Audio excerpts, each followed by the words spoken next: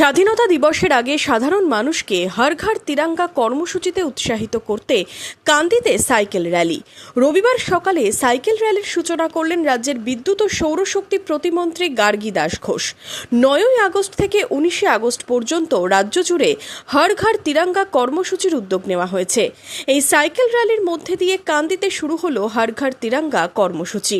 হর ঘর তিরঙ্গা যে আমরা পেহেলটা করেছি, এইটা আমাদের আপ টু 19শে আগস্ট অবধি চলবে। প্রত্যেক দিন কিছু না কিছু অনুষ্ঠান আমরা এখানে আয়োজন করেছি এবং সারা পশ্চিমবঙ্গ এই আয়োজনে সামিল হয়েছে।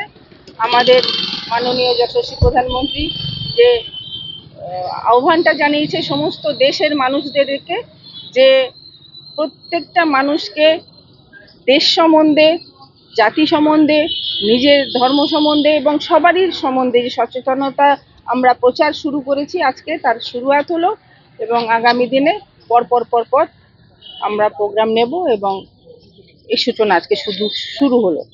এদিন কান্দি এসডিও অফিস থেকে শুরু হয় এই সাইকেল র্যালি। মন্ত্রী ছাড়াও কর্মসূচিতে অংশ নিয়েছিলেন কান্দির এসডিও মধুশ্রী সহ প্রশাসনিক আধিকারিকরা। শুধু সাইকেল র্যালি নয়, সপ্তাহব্যাপী চলবে নানান অনুষ্ঠান। Ministry of culture government of ইন্ডিয়ার ইনস্ট্রাকশন আছে হর ঘর তিরঙ্গা ক্যাম্পেইনটা সেলিব্রেট করার জন্য 9 আগস্ট থেকে 17 আগস্ট পর্যন্ত এই সেলিব্রেশনটা চলবে। আজকে মাননীয় মন্ত্রী ম্যাডাম এখানে এসে এটা ইনগ্রেট করেছেন। তারপর প্রত্যেক দিন কিছু না কিছু ফাংশন, যেভাবে ম্যাডাম বললেন কি সিট অ্যান্ড রক কম্পিটিশন হবে, কুইজ কম্পিটিশন হবে, প্রভাত ফেরি হবে, পেট্রিয়টিক সঙের রিসাইটেশন হবে, এগুলো ফাংশনস কন্টিনিউ চলবে।